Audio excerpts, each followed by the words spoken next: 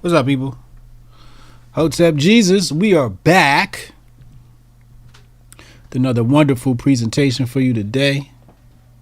I hope you all been very, very, very well.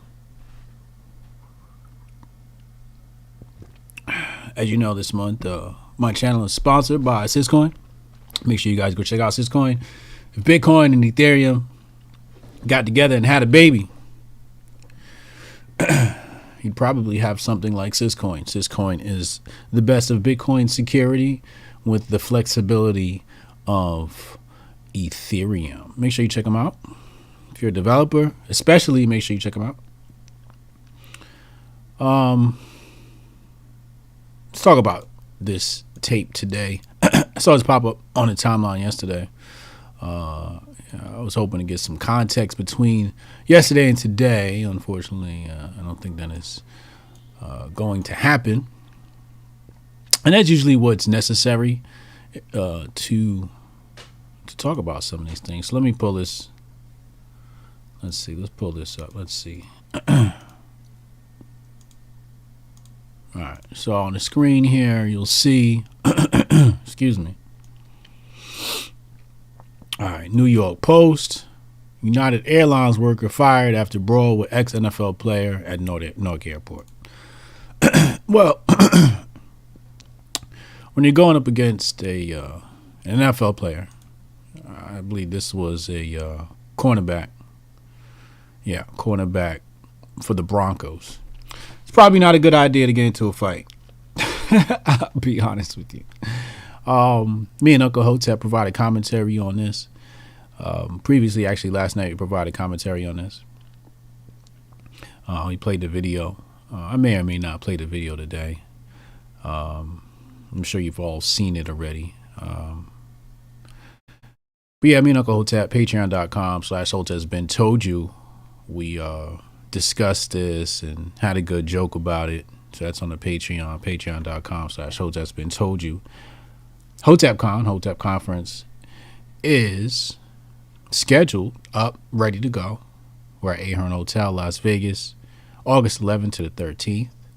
Make sure y'all come check us out. Tickets available now at hotepnation.com. Early bird tickets actually is the lowest prices. They'll be, I believe, until Hotep Thursday, this Thursday. And then after that, they're going to go to full price, $1,500. Those tickets include food and hotel. It's all inclusive. So you fly out there and you're pretty much good. You get out there and you're good. Get your ticket and you're good. If you want to stay at another hotel, that's fine. We have tickets for that as well. But we are doing this at Ahern. We will be there as a team. So yeah, good times are upon us. So anyway, back to the subject matter. So here's the issue when it comes to violence, right?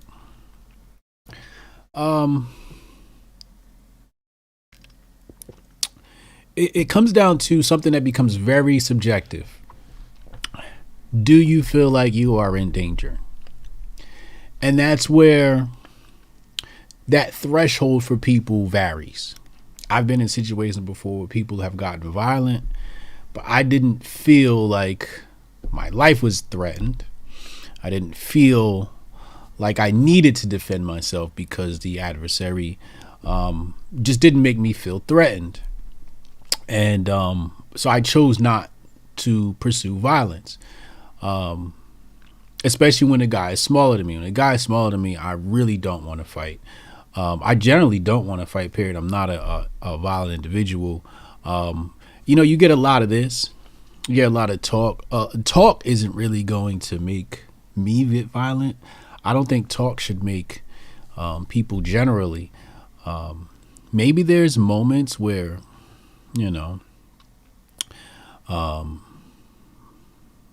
somebody says something, you need to go upside their head. Maybe they got that coming to them, based upon their karma or whatever, or get back, or however that works.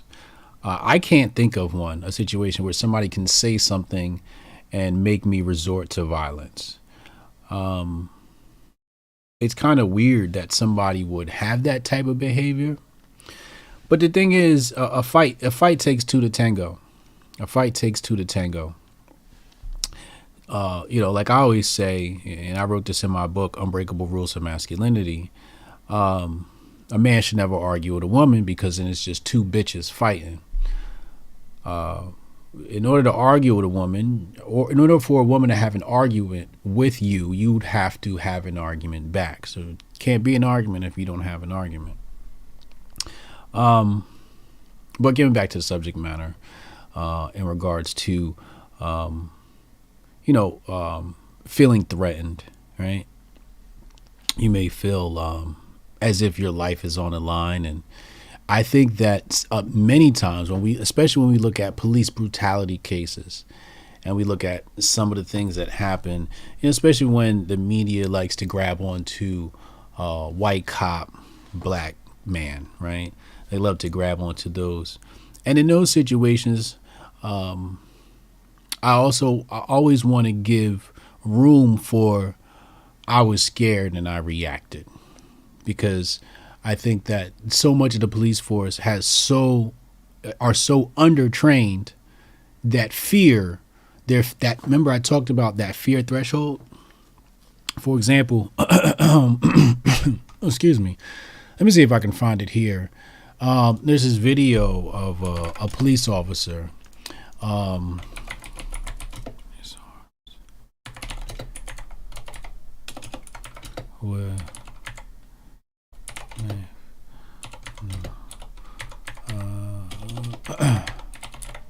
And I thought this was very admirable. Here it is. Oh, I found that really easy. Let's pull this up on the screen. And I want you to see what I mean. All right, so here, and sure, many of you have seen this video before.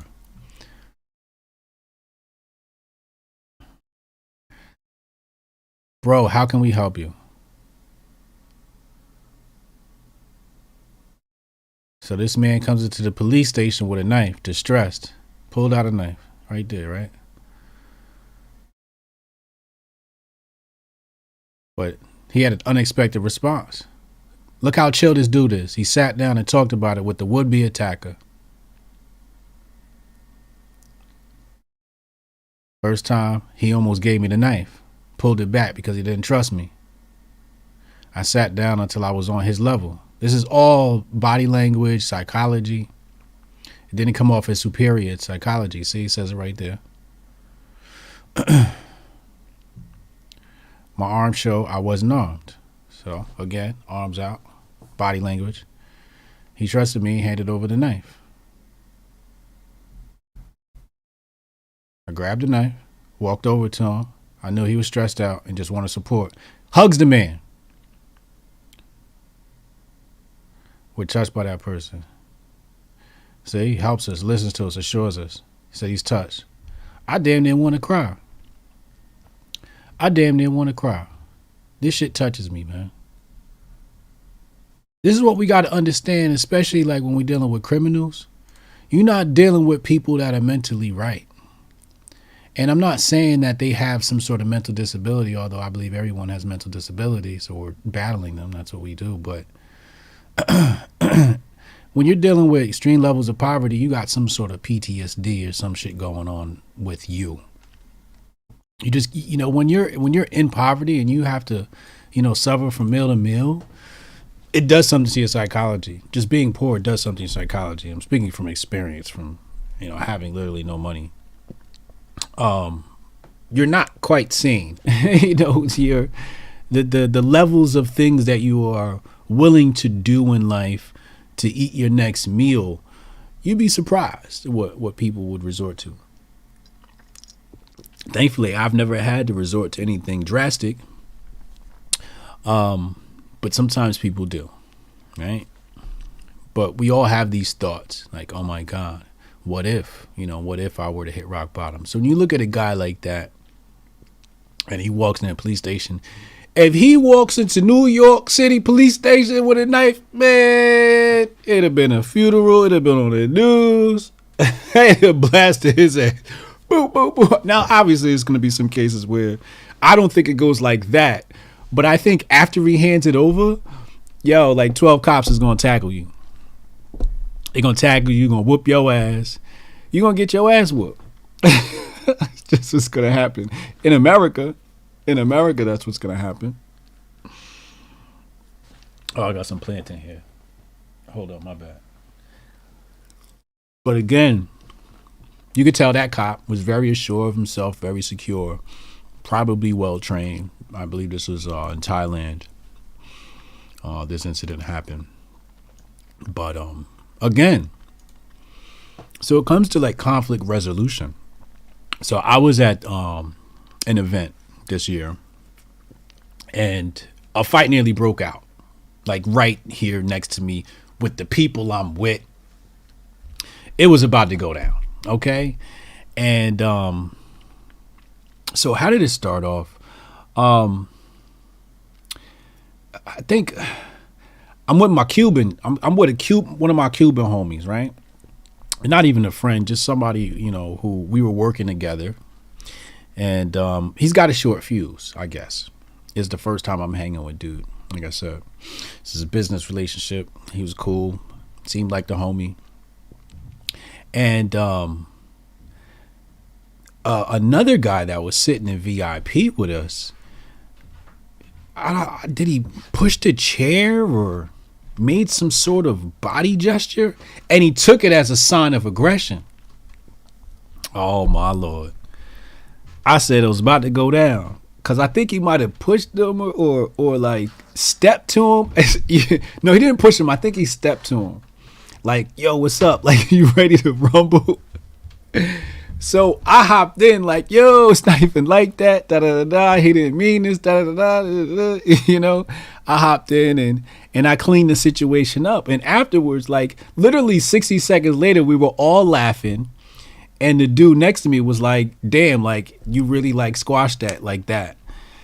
He like commended me like after we joked about it. I'm just like, look, you know, like we're all here, we're drinking, we're having a good time. There's no reason to ruin a good night. Like why do we want to ruin, you know, beautiful weather and fun? Just relax. And that's my thing. Like, I don't understand how people get in these physical altercations, because I'm thinking about physical altercations. I'm thinking about shit like, you know, my shirt going to get dirty. Like, dang, don't scuff my shoes. These are the things I'm worried about. I'm not worried about my safety and danger. I'm worried about, you know, is my hair going to get pulled? Like, this is the bullshit I'm worried about. I'm not worried about, you know, I'm worried about, can we have fun? Like, are you going to like how much of my day is now going to be ruined by this moment? Because if the cops come, there's like an hour, maybe two, and then who got warrants and all this other bullshit. I don't have that kind of time to waste. Let's spend our time having fun. So now people, you know, and I've seen myself get into situations with people where it could get ugly. So, for example, just to give you the type of energy I have, because you run into situations where people are abrasive. I'm in New York City, hopping off the train. This is when I work for 50. I'm headed to office. Boop, boop, boop. Probably listening to some new music. Probably listening to some 50 mixtape or something. And I had a paper bag for my breakfast sandwich. So when I hop off the train, there's a flow of traffic going up these huge double escalators, right? There's 4 escalators. So I had my thing, so I threw it over everybody's head to try to make it in the garbage bin. I missed, but I'm not about to walk through this whole flow of people. It's like 5 rows of people next to me to get to that. So I'm just keep it moving. So a Karen pops up out of nowhere. Fucking wild Karen appears. And she was like, oh my God, that was so rude. I can't believe you just did that.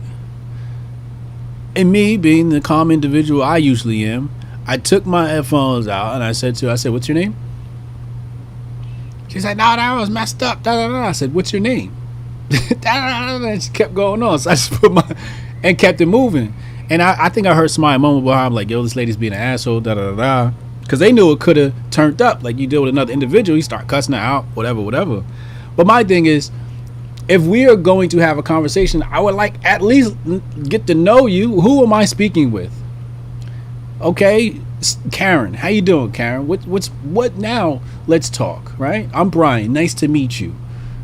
How did your morning? Are you having a bad morning? Like, these are the things I'm concerned with. You know, again, it takes two to tango. When your meter's running red hot, doesn't mean my meter has to run red hot. When somebody else's meter running red hot, I'm gonna just run mine cold. Balance out the room. Maybe it's the Libra thing that comes with me where I just create balance around, but hey, that's what I'm about. Creating that equilibrium. I talk about that in my book too, Unbreakable Rules of Masculinity. Finding that equilibrium. Very important for people. Never get too high, never get too low, never get too hot, never get too cold. Never get up, never get too up, never get too down. So when I look at something like the United Airlines thing, let's pull this up. All right, let's play the video just so I can explain to you what I'm saying. Cause it's like you have plenty of opportunities. You have plenty of opportunities. All right, let me see. I'm gonna pull it up right now. Boop. It'll be on your screen in just a moment. Wait, where'd it go?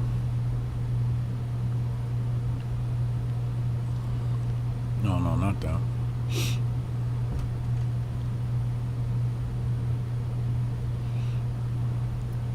All right, let me just. I thought I had it in. All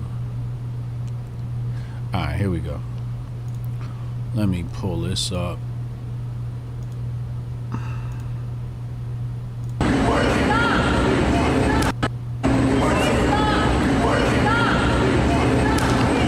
Oof.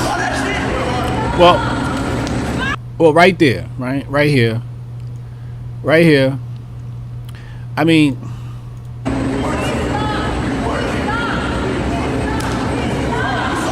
all right.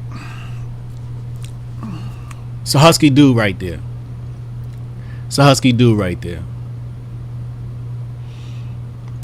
Whoever that brother is, I gotta commend him. Cause you smacked me in the airport. United Airlines attendee smacked me in the airport. Oh, I'm falling out. Oh, Lord have mercy. My neck, my back. My neck and my back. Doug, I'm getting paid. Ain't nobody fighting. It's time to United Airlines. I need my check.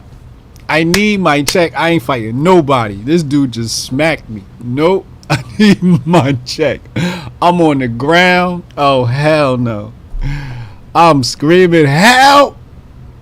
Black Lives Matter. Absolutely not. I refuse. No way, no how am I gonna be fighting a United Airlines employee. This ain't no random dude. This is an employee for a multi-billion-dollar corporation. Nope. Y'all gotta cash me out. You gotta cash me out right now. Ain't no way. And he big and husky. Nope. Apparently he's the wheelchair attendant. I don't know what caused this altercation. I don't know. Maybe the black dude hit him first. But I'm just saying, if we're assuming that the United Airlines employee hit him first, they gotta cash me out. We not fighting. Ain't nobody fighting. I don't got time to be fighting. Nope. I'm gonna be on the ground. My neck, my back. Calling my attorney. On the ground, calling my attorney. Help! They got me. You serious? So, again, I guess there's some sort of awareness, and sometimes it's instinct. You deal with that a lot with men. Acts of aggression. If you've been, in a lot of altercations and somebody smacks you, sometimes it's a trigger. It's a trigger. I have been hit before, and it has triggered me to violence. I know what that's like. I know what it's like for somebody to hit you and you immediately attack back. I know what that feels like. Because it's a trigger. I haven't done enough schooling of psychology to understand what that trigger is, but it's definitely fueled by anger. Oh, it is definitely fueled by anger. So maybe this dude got triggered. Maybe that smack. All I'm saying is shit. You're not an airlines employee? Shit, I go to the airport right now, they can smack my ass. Yeah, I asked my auntie once, I said, if somebody said they'll pay me $10 million for me to smack you, what would you tell me to do? She said, nigga, you better smack my ass. I said, no, not auntie. Violence is a funny subject, and everybody got a praise. Auntie said smack her for 10 million. She said smack her. Shit, damn, I don't know if I could do it. We just gonna have to be broke. I don't know if I could do 10 million. I don't know if I could smack my auntie for 10 million. I couldn't do it. That's how I don't like violence. You know what I'm saying? So I like, does it have to be hard? You can't smack auntie. Like, you can't do that. That's just not something you can do. Now maybe 100 million. Bitch, I get it for 100 M's. Again, violence and money, man. Shit gets funny. You put another zero back there. I'm rich, bitch. Pow. Sorry, auntie. I'm kidding. This is afternoon banter. Relax, everyone. Everyone, relax. Shout out to Lauren in the chat. Natasha Kayleen holding me down. Cassius Can't holding me down. Appreciate y'all. All right, let's go back to the tape, man. Because this is just wild that he's fighting a United Airlines employee. All right. So there's I'm going to turn the volume off. There's some verbal back and forth. All right. So the hands right here, the hands of aggression right here. I'm just looking at that as if I was the black guy, right? And the hands go up, and I'm like, all right, that means this guy is about to be aggressive. He's about to be aggressive. So the chances of him actually making contact with my face are stupid low. I ain't Floyd Mayweather, but I know how to slip and dodge. I don't know how he didn't see this coming.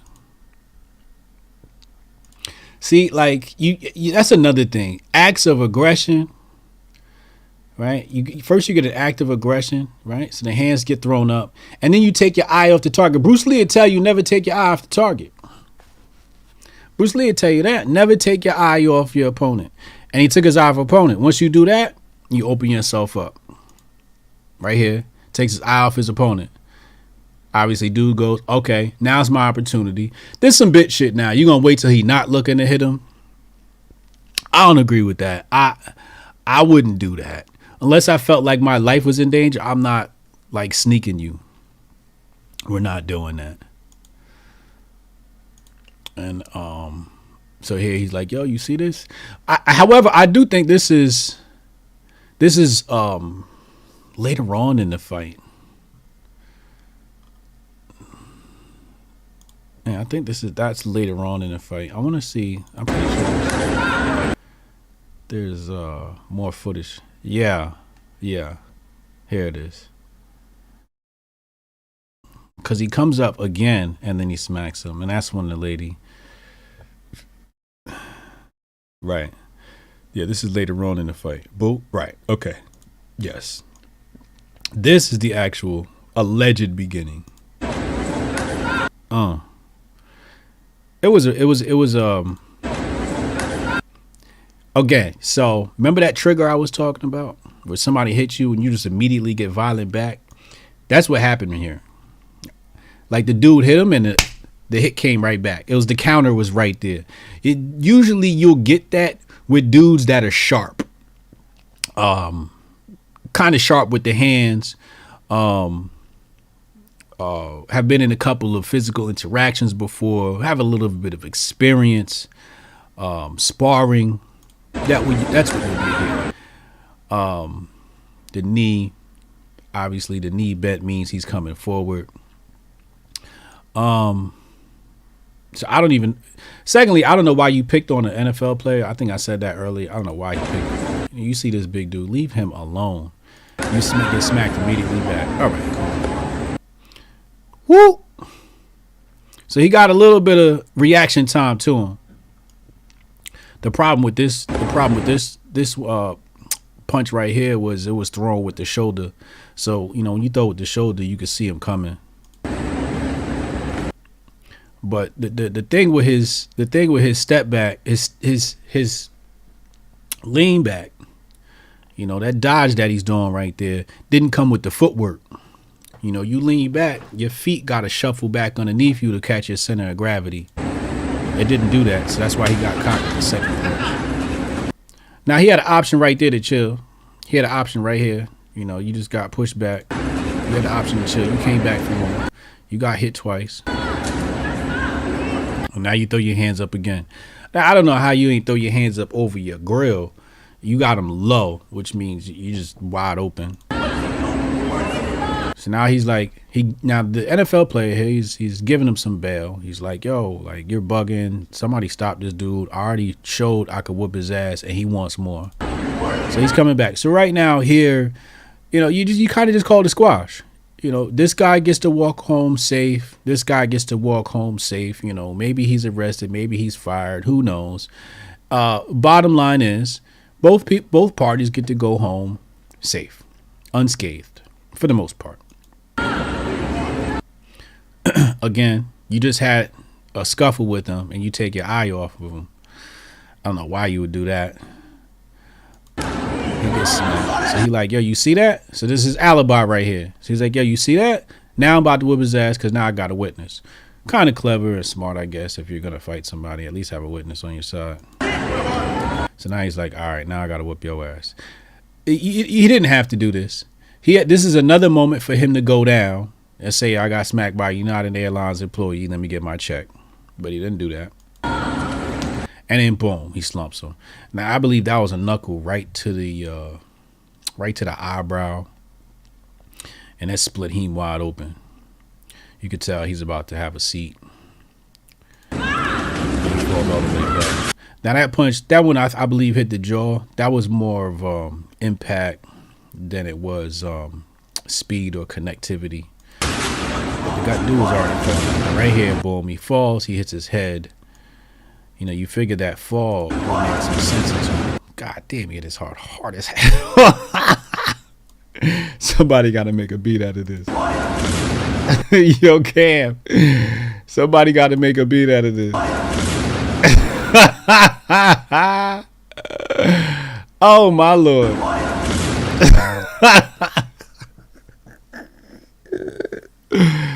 Yo. Bruh, you hit me and I fall down and hit my head like that. I'm staying down. You won, yo. You won. You got it. You got it. Boom, hits his head. Now watch this. After he hits his head, I want you to watch his body posture. Watch this. He leans back like, oh my fucking God. That hurt. But he gets back up. You woozy as hell. And he wants some more. And he wants some more. That's a tough SOB. He leaking. That's a tough SOB. He in the wrong line of work. He need to be in the UFC. Somebody need to train that boy. Because he is tough as nails. Did you see the way he hit his head? Oh my God.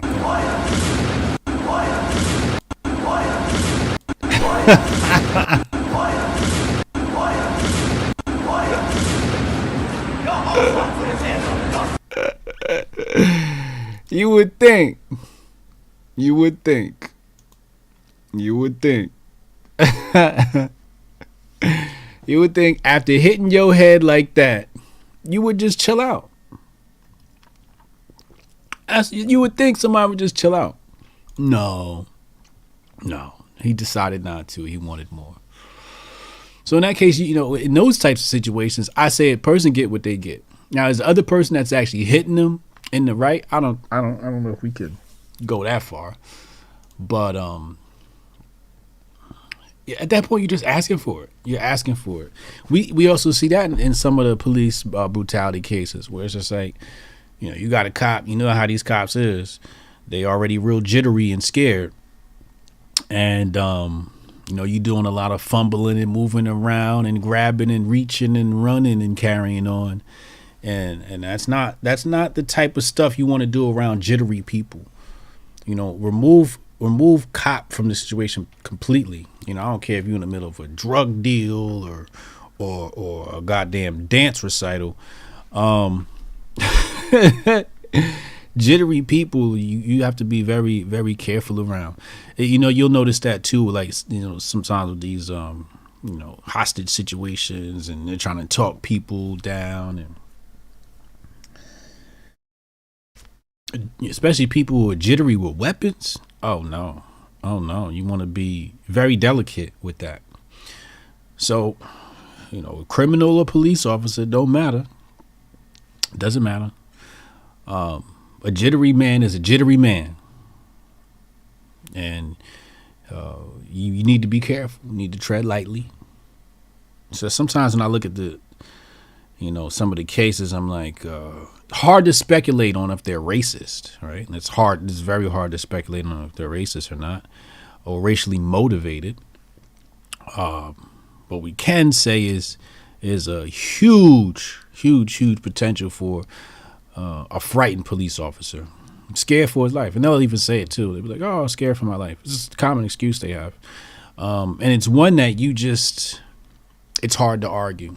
It's very hard to argue. You might want to believe it was racially motivated, and you might be right. It might be racially motivated, but to prove it, to prove that individual, even if it was racially motivated based upon the propaganda created by the Bolsheviks to demonize the image of a black man, to turn him into a thug in the media, lends to credence, right? So if the socialists, the progressives, have created a bunch of media that have vilified black men for years, and Biden locks them up and carries on, and then you have a police officer who runs across a black man after consuming all this media, top down, from government to Hollywood to video games. It's kind of hard to believe that the image of a black man might scare somebody, especially one that's got a hoodie on and some jeans and some Timberland boots or something like that. Can you say it was racially motivated? You might be able to. You might be able to say, based upon his race, I was scared. Is that any fault of the officer that he was scared is another question. Is he, racist, KKK, or is this years of programming? Is this years of programming? And who has created this programming? Who's the big tech, big corp? It's obviously the Bolsheviks. The people who sit next to black people most. The people who claim to care about black people most, the people who we don't need to. We give our energy to, we give our money to. Yeah. So sometimes when they say it's racially motivated, I'm like, how do you want to look at it? Because if you let the Democrats make our content, I mean, Jesus Christ.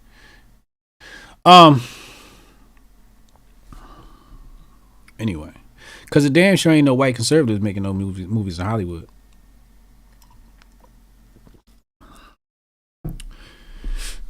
We've seen that. We've seen that play out with the whole Disney story and how they're leaning. They're going to battle right now in Florida.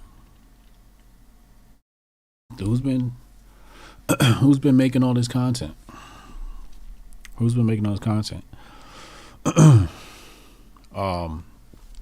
So when does it make sense to resort to violence? So obviously we said, you feel like your life is threatened, and we walk through what are the progressive levels of when you feel threatened. And then the other one is to protect, right? To protect others. And I saw this article. Do I have it up here? But it basically said something. Here, I'll just read it out my phone, because that's the last place I saw it. And it's just in the chat, in the comments. I'd like you to deliberate on this. I'd like to just let's see. I'd like to see your thoughts. Read your thoughts. So this was on notthebe.com, and it said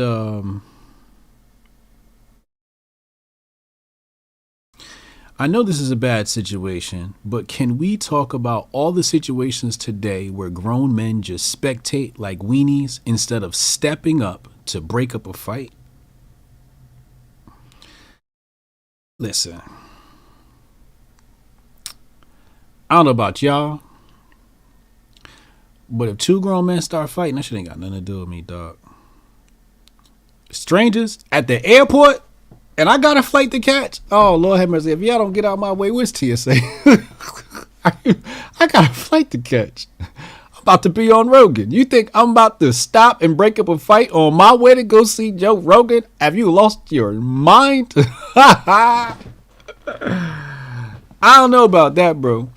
People got things to do, places to see, and people to see. Or however that phrase go. I done butchered it. We got things to do. What? Usually if I'm outside of the house, I'm going to do something. I'm not just outside the house, just like la la la la la la, and in some public space like la la la, just got time to burn to just be playing Spider-Man and shit, breaking up fights. I'm not Batman. I'm not Superman. I'm not Robin. I'm not Blank Man. No, absolutely not. Absolutely not. You're just gonna get your ass whooped fucking with me. Now, if I see a situation where I've assessed it, and I've assessed the amount of time I have available, allocated for the rest of humanity to share, I might give the guy, hey man, calm down. It's all right. You got him. He won. Good. I'll do some, I'll do some conflict resolution. I don't mind. I've done some conflict resolution, but for the most part, nah. Like, I'm minding my business, and I know there's other dudes who's gonna be out there like, oh, he pussy. I'm gonna break up the fight. Good. Have at it. Have fun. That's why God made you. That's why God made me. Cause I do thinking man shit. Y'all do brute shit. I let the brutes have at it. Okay? I'm no brute, and I know that. So if you're a brute and you just gonna go around saving humanity and breaking up fights, shit, I support it. You're a better man than me. Fuck it.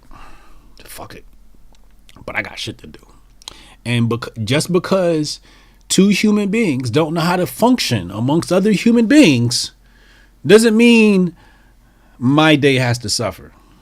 Y'all need to get y'all shit together. Y'all need some counseling. How about after y'all stop whooping your each other's asses, y'all sit down and we talk about this, and then we could find some resolutions for y'all lives. Figure out what's wrong. That's what I will do for you. But if two individuals can't coexist momentarily, I don't know what the problem is. I don't know. Can you get on your flight or not? Can you get on your flight or not? It can't be that hard to buy your ticket, get to the airport, and get on your flight. I don't want any problems between getting out my Uber, getting out my Lyft, or getting out my car and going to. I don't have those type of problems. Nobody's gonna stop me from getting on my flight. Let's talk about the employee side of things. This is wild that employees are fighting customers. Customers. That's what security gets paid to do. Security gets paid to get his ass kicked. That's what he gets paid to do. If you're not security, you should not be getting your ass kicked. You shouldn't be kicking nobody's ass. You shouldn't be getting your ass kicked. United Airlines cannot be paying you that much. There's no employee that can be getting paid enough to say, you know what? I'm going to fight at work. Now, maybe they're underpaying the people and it's just like, he lost it. Okay. Again, going back to what I told you, people are mentally unstable. But outside of that extraneous circumstance where, maybe he just lost it, because of money. But there's no way that United Airlines is paying him. Bro, if I go to work at United Airlines and I'm pushing wheelchairs and somebody start arguing with me, bro, I'm not getting paid enough for that. I'm like, what's your problem, sir? Okay, let me go get a manager. I just push wheelchairs. I can't help you, bro. I just push wheelchairs. I'm sorry. You need a wheelchair? I'll get you a wheelchair. The man pushing wheelchairs should have the least problems. You should get to work, fucking get tipped by old ladies and handicapped people all day long, and take your black ass home. Take your ass home. How can you not operate the wheelchair job? This has to be the lowest skill level job I've ever heard of. All you got to do, take the little brakes off, push the cart, and be nice to people. How hard can that be? It cannot be that hard. You got your United Airlines vest on. They got you in the pants. They got you in the full goddamn uniform, looking like a goddamn Navy cadet. Look like you about to fly. You ain't getting on nothing.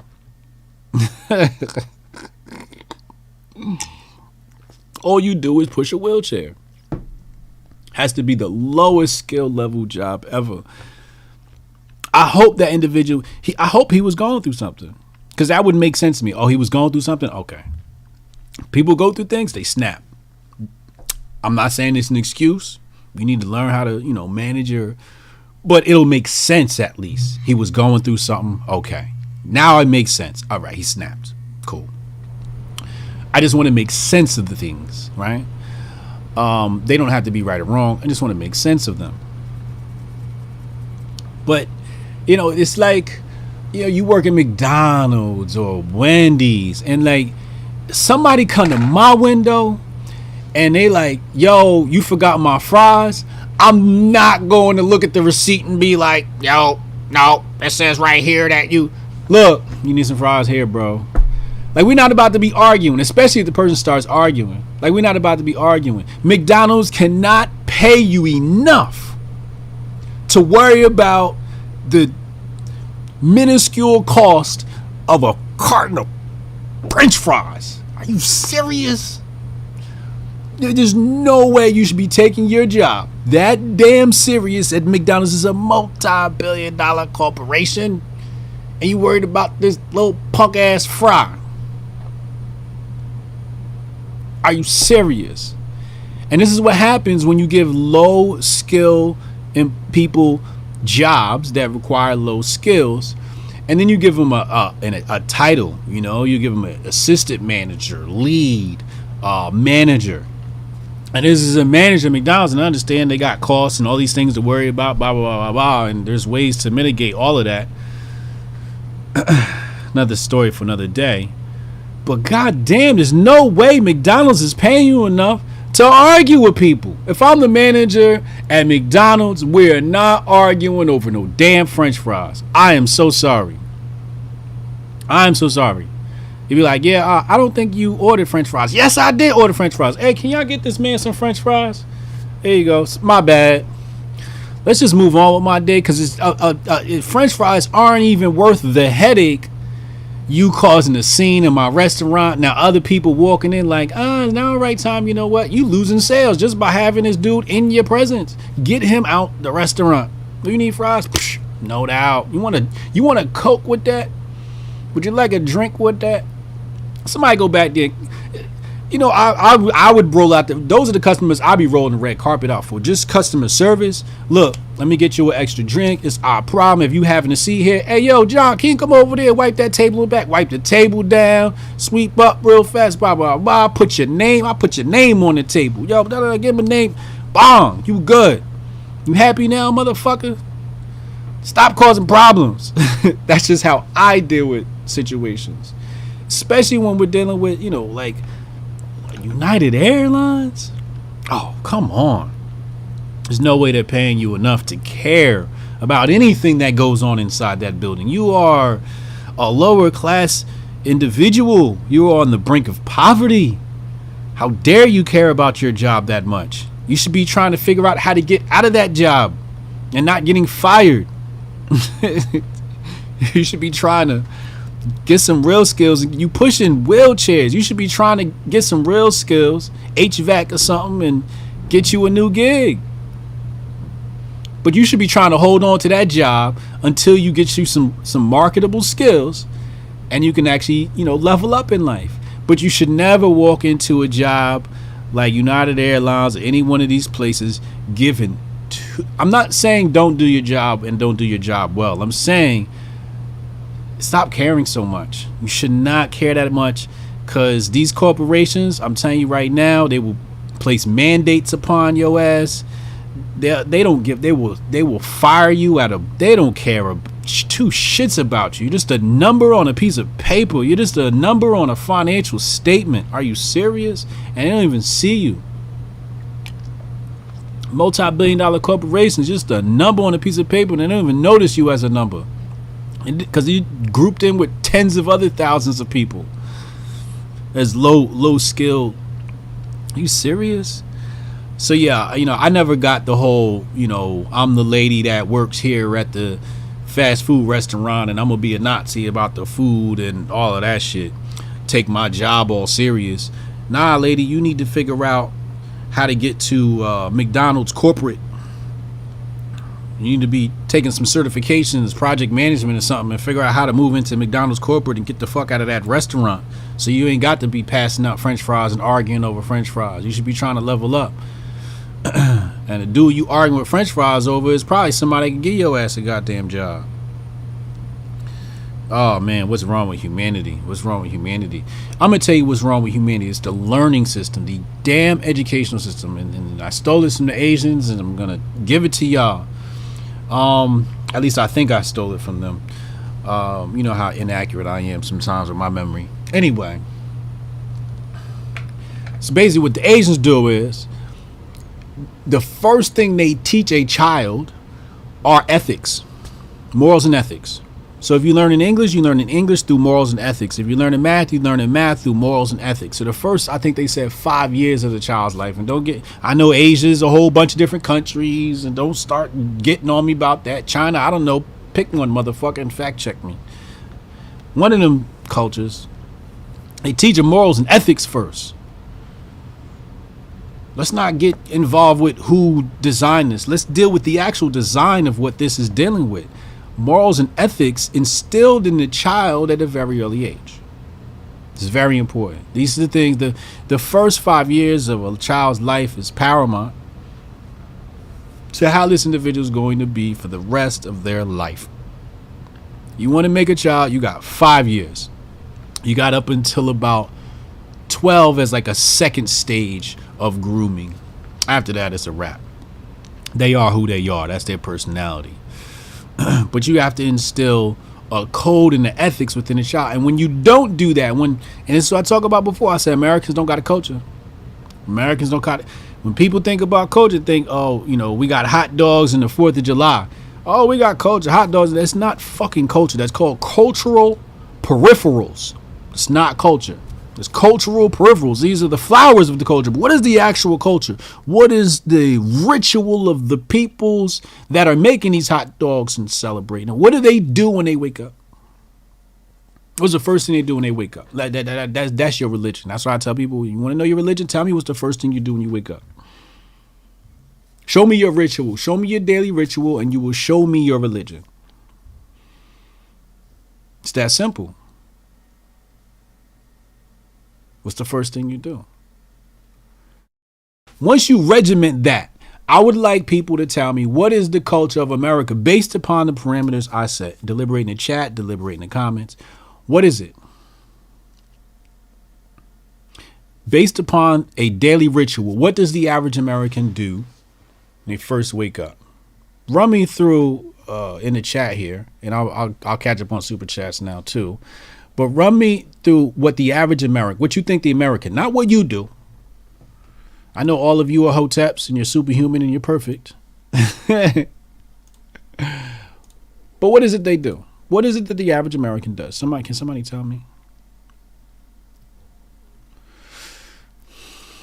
Somebody said take a piss. Yes, absolutely. We got to do that.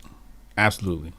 Circadian rhythm and all the bowel movements are going to happen. Yes.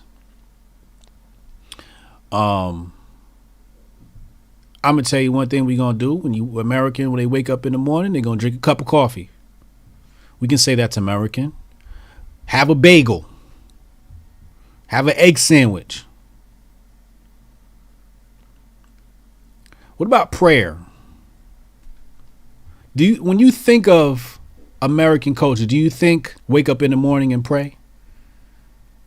Do you think that to yourself? Now, what if I said Islam? Do they wake up in the morning and pray? Would you associate that with them? Yes, you would, because they pray 5 times a day. Motherfuckers get their rug out, turn east, and pray 5 times a day to their God.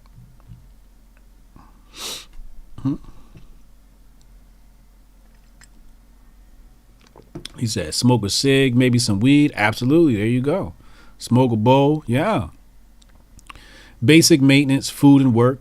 He said, we have no real culture. Boom. St. Jim got it. He nailed it. Basic maintenance, food and work. That's our culture. So an individual would say, see, capitalism. Nah, I wouldn't blame that on capitalism. Because there are many cultures that practice capitalism that don't have that culture. And they practice capitalism with the best of them. So we can't say it's capitalism. Let's not do the low brain thing and say it's capitalism. It's more like communism. That's what it smells like to me. It smells like communism. Basic maintenance, food, and work. Sounds like the gulags. When I tell people communism has been installed in America, they have no idea how serious I am when I talk about this. America's culture is very communistic. Faith Thomas said the average American does this: breakfast, prayer. My dad does it every morning. Okay. Take Dragon Slayer. Okay. Drive to work. Okay, good. Shout out to Pops. He said, where is this capitalism you speak of? Free trade being snuffed out the world over. Yeah. So what is the culture? What is it? That is what we have to define. That is my destiny, to figure out what that is. How do we make perfect children? How do we make, and perfect is, something we try to attain. Obviously we can't be perfect, but how do we make the perfect kid? Or near perfect, come close to it, right? What are the values instill? And I'm telling you right now, the first 15 minutes of the day are probably the most crucial to the culture. Catch Can Super Chat, appreciate you, bro. He said, I'm absolutely harmless unless you swing on me. Elite athletes shouldn't beat a normie like that. Could have just smacked him like a sucker, not drop him. That's a take from a fighter, right? It's a take from a fighter. Cassius Cam is a fighter. Cassius Cam said, this video is mid-fight, though. Witnesses. Yeah, I found the other one, y'all. Khalid Cooper. Shout out to Khalid Cooper in the building. Hotep family. Hotep. Catch Cammy said my dumbass homie got his pinky bitten off trying to break up a fight between two rainbow dudes at a bar. We warned him. See? And that's the other thing, man. You start breaking up fights, now all of a sudden you just mixed up in some shit and now you got a broken pinky. Pinky just got bit off. God damn, you bite your pinky off. Mind your business. Mind your business. Cannon Hotep, salute, coming through to show some love. Appreciate you, Cannon.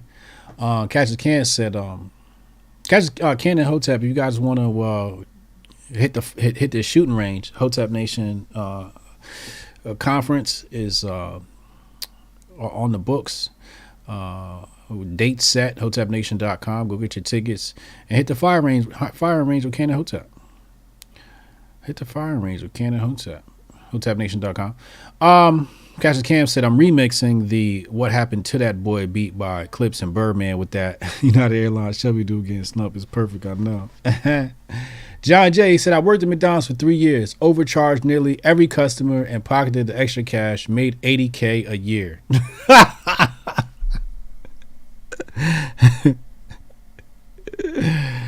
That is terrible. That is terrible. That is terrible.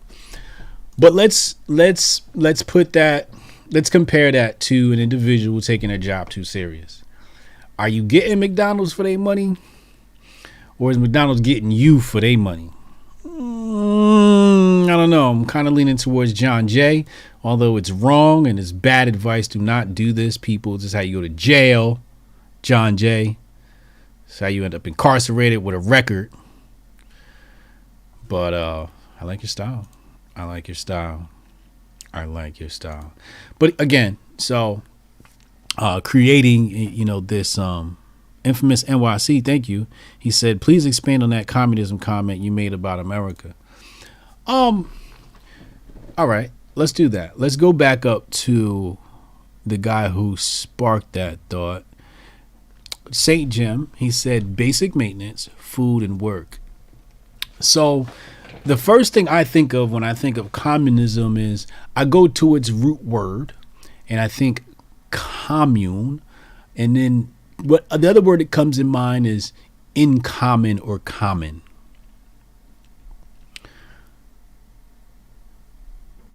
Communism, even in its dream, makes everybody the same, right? They tell you equality. Now, I don't know about you, but last time I checked the dictionary, equal means the same. Okay? So everybody's going to be the same.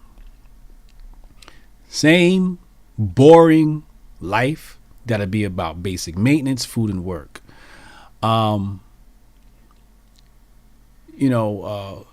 Which one of those jerks, those Bolshevik jerks said it? He said something like, was it Marx himself?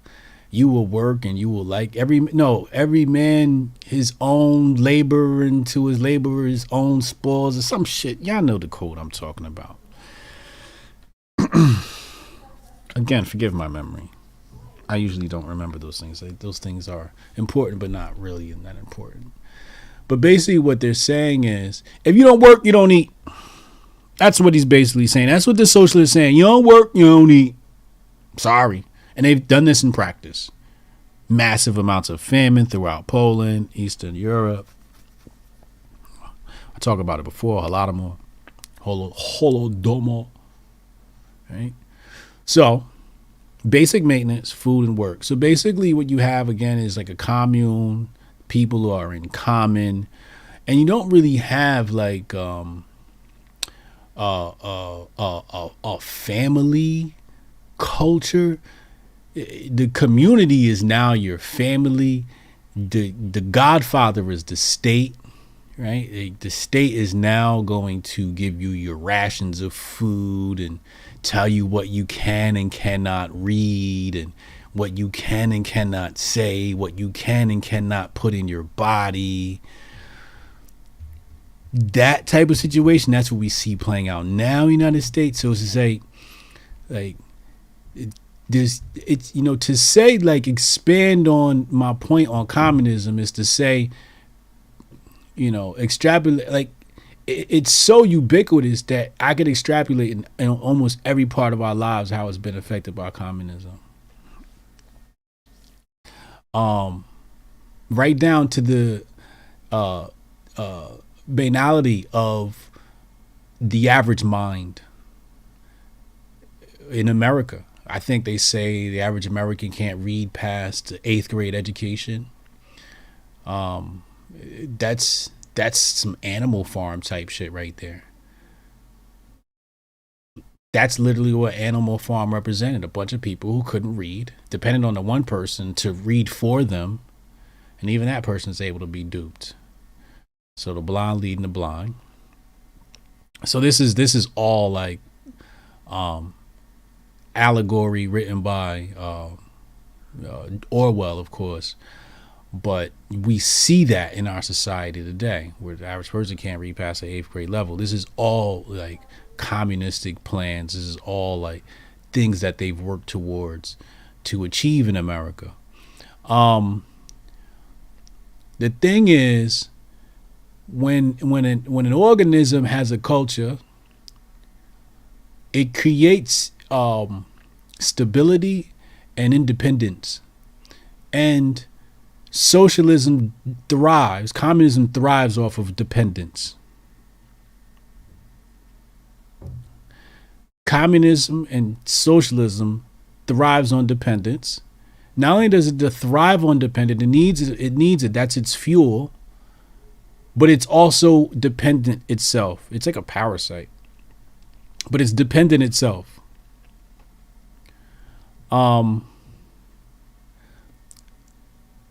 Without a minority, without a group struggling, without a struggle, socialists have no agenda.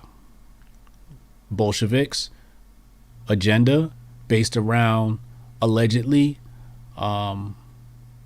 the poor management of the country by the czar, unhappy public, exploiting the public, bringing about the Duma, Democratic Republic, etc., etc.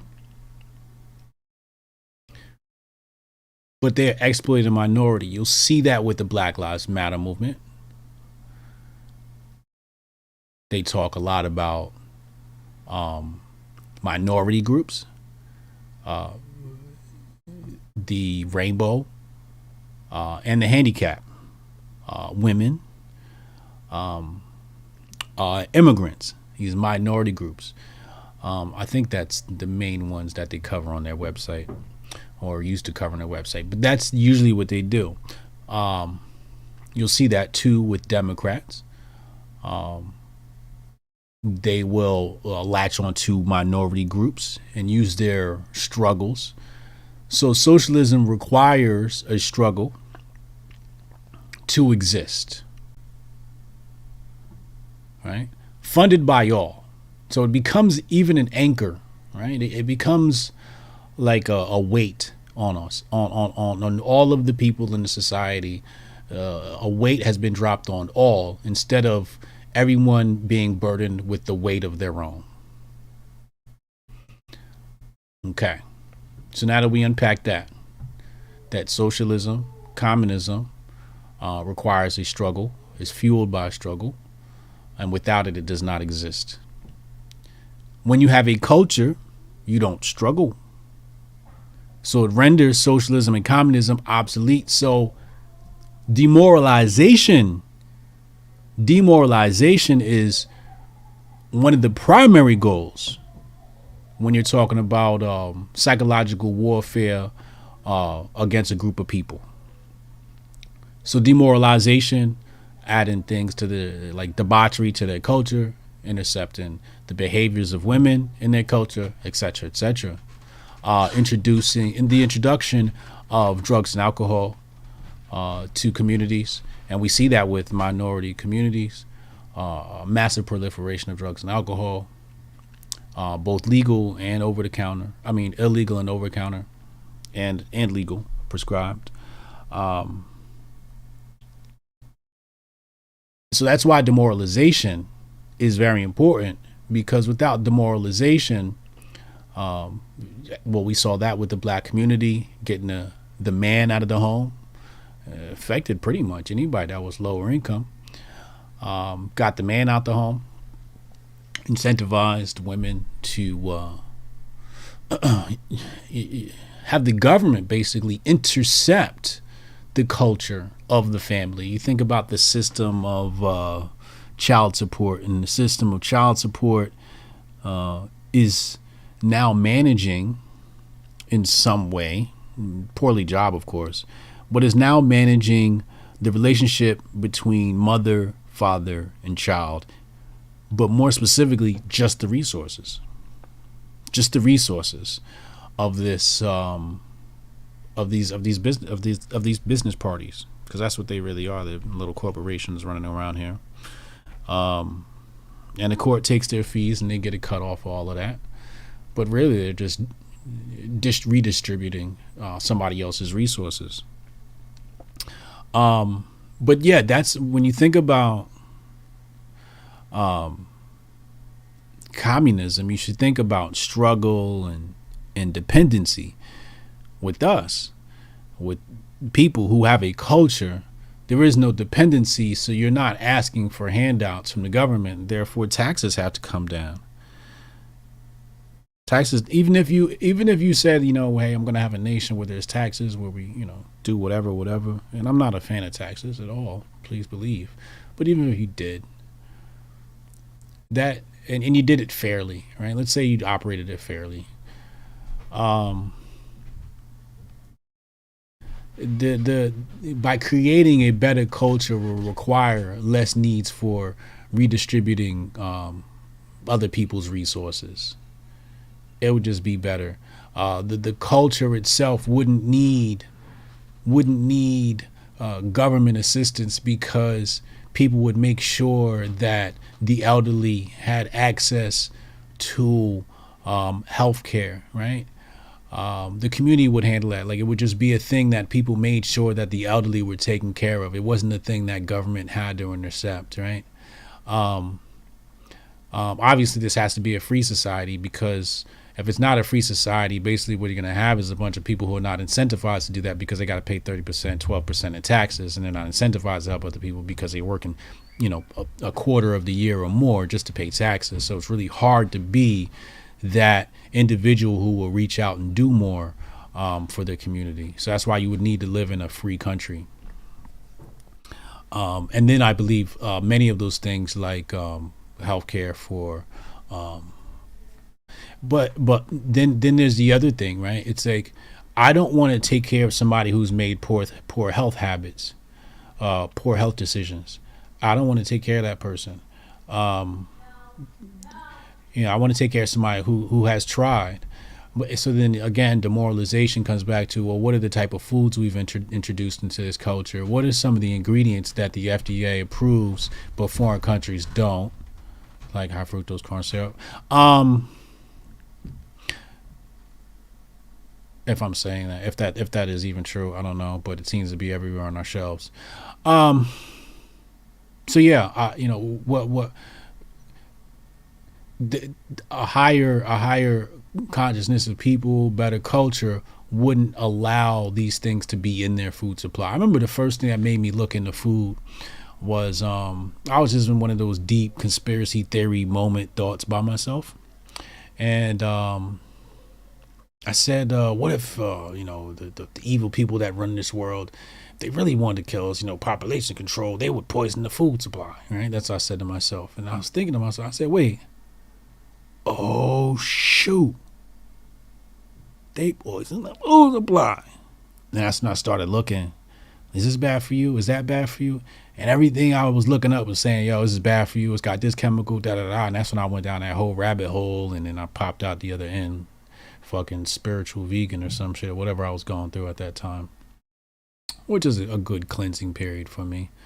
But yeah, anyway, I have no idea. Hopefully, Infamous NYC, hopefully I answered your question in regards to expounding upon the communism thing. Joshua Ham said, each shall work according to their ability, each provided for according to their need. There you go. There you go. So breaking that down, each shall work according to their ability. Who gets to determine what your ability to work is? That's scary. Like, nah, you could do a little bit more. Like, nah, I don't think I could do a little bit more. My back hurt. Nah, you could do a little bit more. I blew my back out.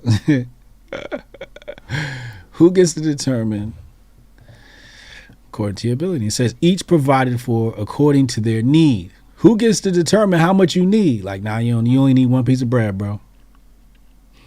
That's all you need. Who gets to decide? Yo, socialists are kind of wild. They're kind of wild. Davos people telling people eat bugs. Yo, that's gonna be on the menu. Bugs aren't. See, here's my thing on bugs, and then I'm gonna get out of here. You might want to embrace eating bugs. They telling you because when the famine hit, that's what people are literally gonna be eating. It's gonna be. I looked into it, right? Actually, I shouldn't say I looked into it. I watched a 20-minute video on YouTube once. And basically what they're doing is they're taking like grubs, I guess, and they're growing them. They have them in these trays. And I guess there's, some sort of food that they put them in. And these things grow and they multiply rapidly. And the amount of protein was in them or something like that. Everybody is doped up on protein. Everybody wants their protein.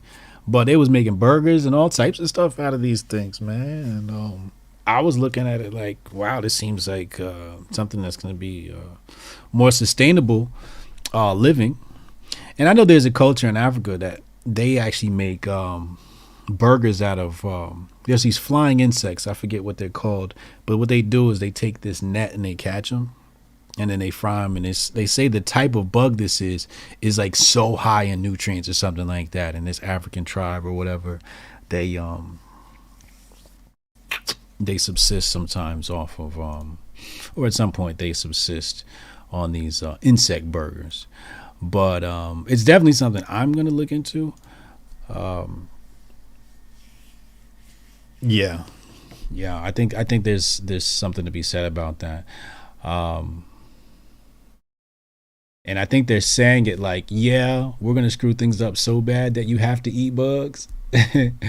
But then that means that bugs are going to become like a market. And it's going to be a huge money opportunity. It's going to be a huge sustainable opportunity. And it's much easier than, tending the cows and all that type of stuff. But you better have you a couple of cows anyway. A couple of cows, a couple of chickens, a couple of goats. I don't know. Hotep Nation conference, hotepnation.com. Make sure you go get your tickets. It's going down, or it's going up, I should say. She said, I bet they don't eat bugs at the WEF. Oh, no, they eating good. They eating good at Davos. Hotep should go on tour so I don't have to fly to Vegas. Go on tour. Wow, it's an interesting concept. Go on tour. What city are you in? Let me know. If you want Hoteps to go on tour, let me know. Maybe we can set that up for 2023 some way, somehow. Twitter is down 5%. Hotep and Bill, love y'all. Y'all be safe, man.